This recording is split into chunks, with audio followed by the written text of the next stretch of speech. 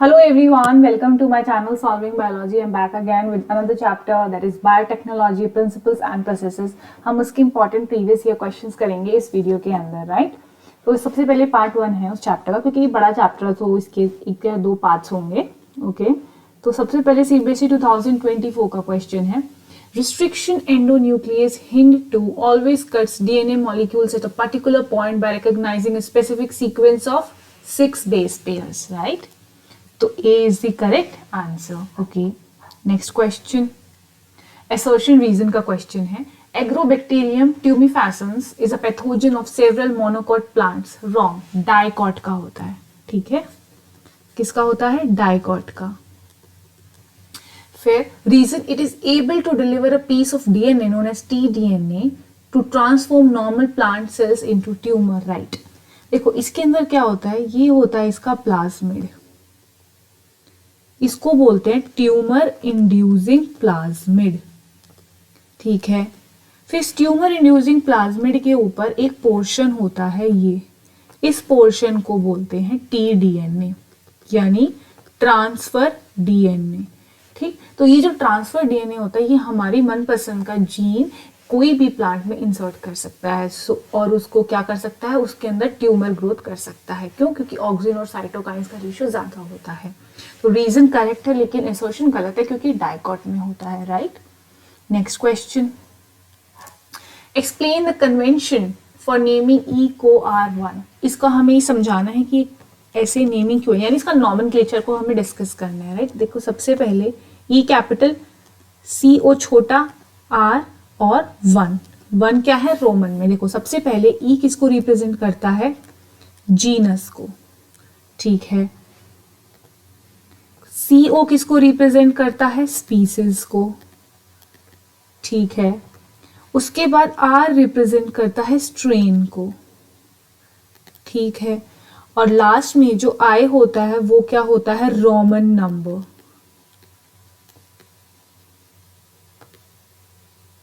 तो जीनस क्या है हमारा? एस्करिचिया.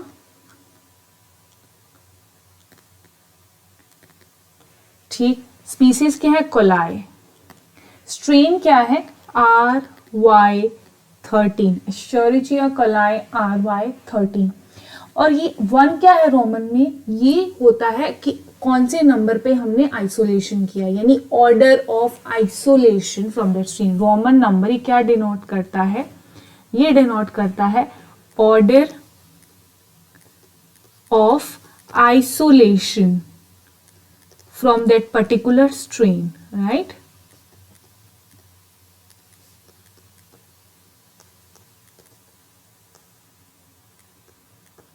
कि उस स्ट्रेन से, जैसे इसमें स्ट्रेन कौन सा है? RY13. उसमें से हमने इसको कौन से नंबर पे आइसोलेट किया, तो रोमन नंबर 1 उस चीज को रिप्रेजेंट करता है. ठीक है. Next question. With the help of an illustration only, that is diagram, the action of EcoR1 on a DNA polynucleotide. अब हमें ये एक्सप्लेन करना है. कौन सा पार्ट है? सेकेंड पार्ट है. EcoR1 GAATTCA जो इसकी सीक्वेंस होते हैं, रिकॉग्निशन सीक्वेंस, इसके G और E के बीच में काटता है. देखो कैसे इसका डायग्राम होता है. सबसे पहले ये कौन सा? GAATTC. ठीक. इसके ऑपोजिट क्या होगा? G के ऑपोजिट C, A के T. इसके ऑपोजिट AAG. राइट. तो ये कौन सी सीक्वेंस होती है? रिकॉग्निशन सीक्वेंस, जिसपे उसको काटना होता है. ये कौन सा डीएनए है मेरा? Vector DNA. ठीक है. उसके बाद यहाँ पे होगा फॉरेन डीएनए. यहाँ से ऐसे स्टार्ट करके यहाँ पे हम लिख देते हैं GAATTC. राइट. एक सेकेंड. यहाँ पे है GAATTC. राइट. कौन सा डीएनए है ये? Foreign DNA. Foreign DNA.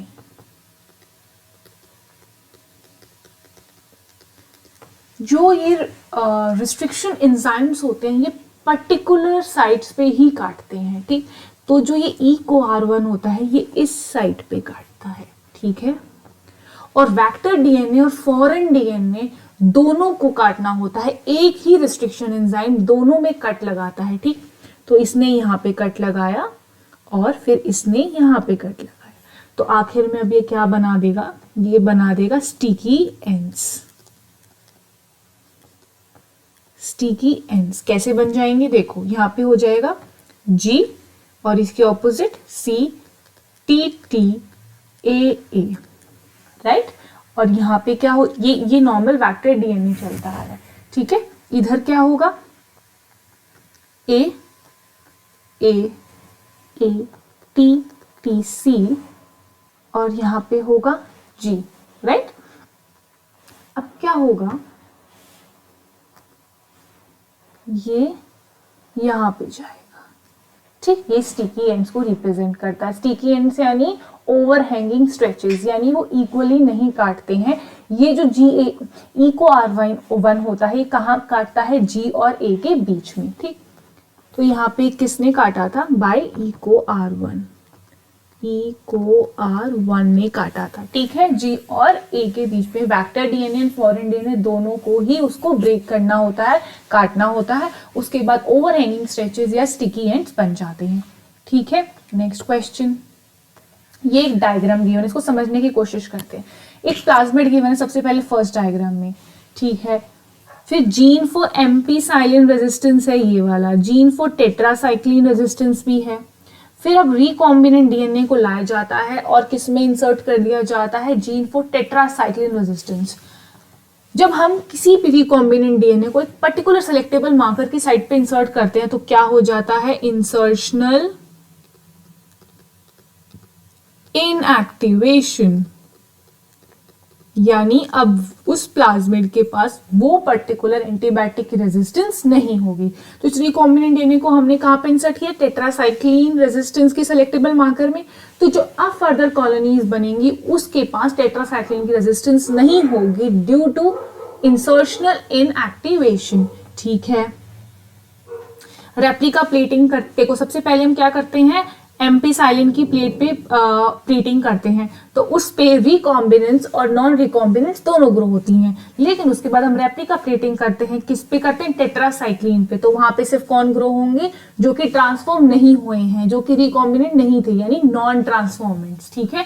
क्योंकि जो हमारे रिकॉम्बिनेंट्स है उनको तो ऑलरेडी टेट्रासाइक्लिन रेजिस्टेंस होगी नहीं ना, तो वो ग्रो नहीं होंगे उस प्लेटिंग पे, राइट। तो इसका पहला क्वेश्चन क्या है, identify the colony that has got transformed. कौन सी कॉलोनी ट्रांसफॉर्म हो रही है, फोर्थ। जस्टिफाई, क्यों, because it has tetracycline resistance, right. उसके पास टेट्रासाइक्लिन रेजिस्टेंस है, ठीक है। Next question, what are the sites in a plasmid called where ampicillin and tetracycline resistance genes are inserted? ये कहां पे इंसर्ट करते हैं, इन साइट्स को बोलते हैं multiple cloning sites. Multiple cloning sites, MCS या पॉलीलिंकर्स, ठीक है। उनका ये लिखा है state their role in genetic engineering. तो इनका क्या रोल होता है, कोई भी फॉरेन डीएनए जो होता है जिसके पास किसी भी पर्टिकुलर एंटीबायोटिक की रेजिस्टेंस है उसको इंसर्ट करने में हेल्प करता है मेरे प्लाज्मिड में। तो इनका क्या रोल होता है, helps to insert any foreign DNA, right, that has antibiotic resistance. कोई भी एक बाहर का डीएनए जिसके पास एक पर्टिकुलर एंटीबायोटिक के अगेंस्ट रेजिस्टेंस है उसको उन पर्टिकुलर साइट पे इंसर्ट करने में हेल्प करता है, दैट हैज एंटीबायोटिक रेजिस्टेंस,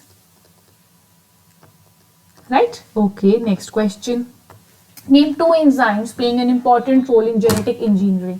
कौन कौन से एंजाइम रोल प्ले करते हैं, सबसे पहला तो restriction endonuclease,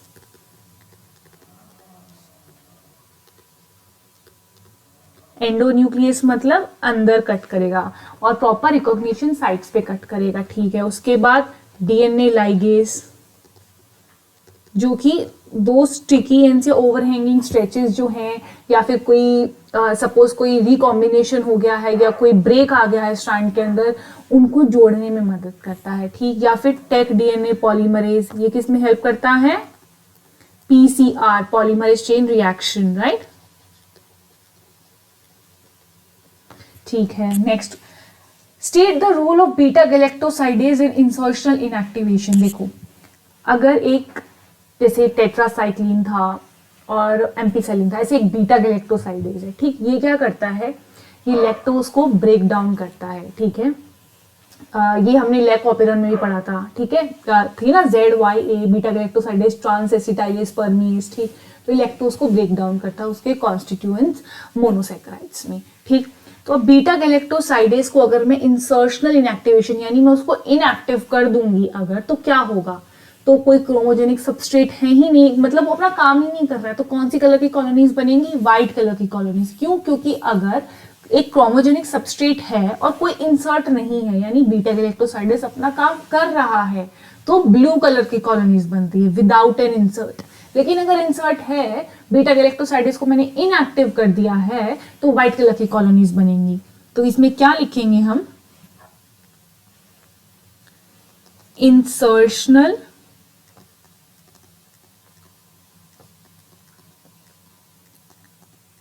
inactivation of beta galactosidase, ठीक है, किससे? बाय recombinant DNA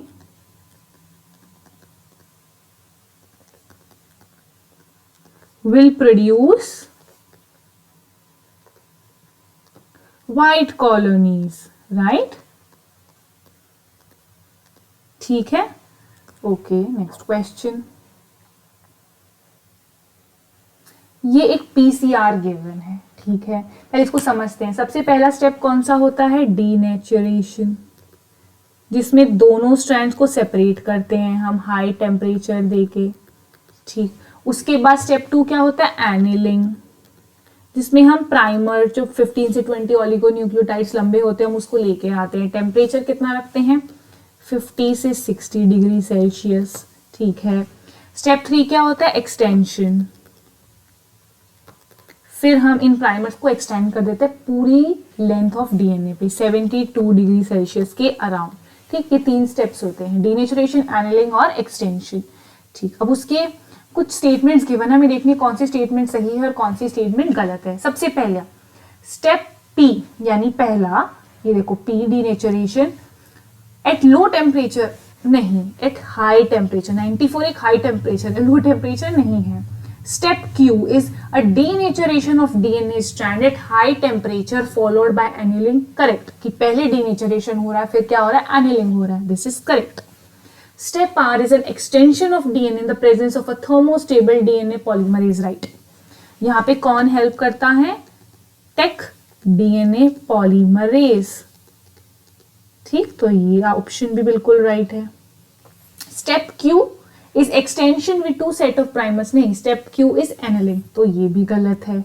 तो हमारा 2 and 3 is the correct answer, 2 and 3 यानी B is the correct answer, okay. Next question, ये हम 2023 के क्वेश्चन डिस्कस कर, देखो 2024 में हमने इंसर्शनल इनएक्टिवेशन पढ़ा बीटा गैलेक्टोसाइडेज का, अब ये 2023 में वापस आ गया है। अब इसमें वही लिखा, insertional inactivation is a method to detect recombinant DNA explain. देखो इसके अंदर वही सब लिखना है। सपोज रिकॉम्बिनेंट डीएनए है, ठीक है,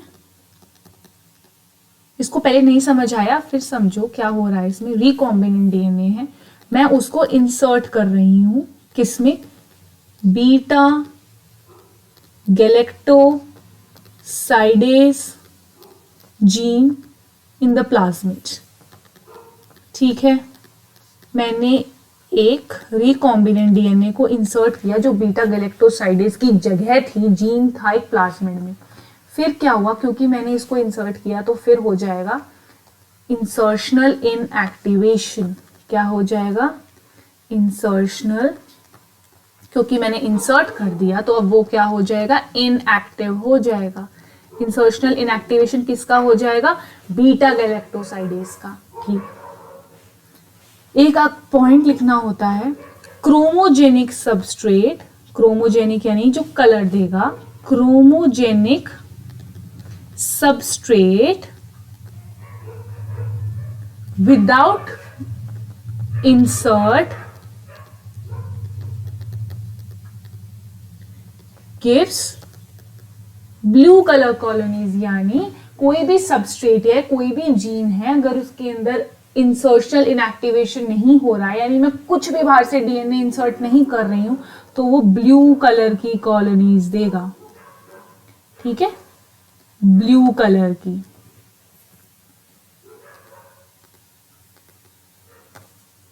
लेकिन जैसे अब मैंने क्या देखा, बीटा गैलेक्टोसाइडेज में मैंने उस एक बाहर से रिकॉम्बिनेंट डीएनए लाके क्या कर दिया, इंसर्ट कर दिया तो उसका इंसर्शन इनएक्टिवेशन हो गया।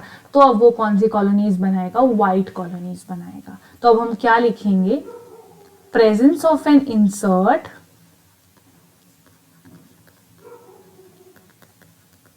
यानी एक इंसर्ट हो गया उस जीन में, तो it would give white colonies. समझ में आया, बीटा गैलेक्टोसाइडेज था जीन, अगर मैं उसको इनएक्टिव कर देती हूँ, उसके अंदर बाहर से कोई रिकॉम्बिनेंट डीएनए डाल के, तो वो ब्लू कलर कॉलोनीज की जगह कौन सी कॉलोनीज बनाएगा, व्हाइट कलर कॉलोनीज। ठीक है, so this was all for part 1 of biotechnology principles and processes. इसके अपकमिंग पार्ट्स भी होंगे, so you can wait for that. और जो मैं पढ़ा रही हूँ इसकी PDF you can access it on my Telegram channel. If you like my channel, please like, share and subscribe. Thank you.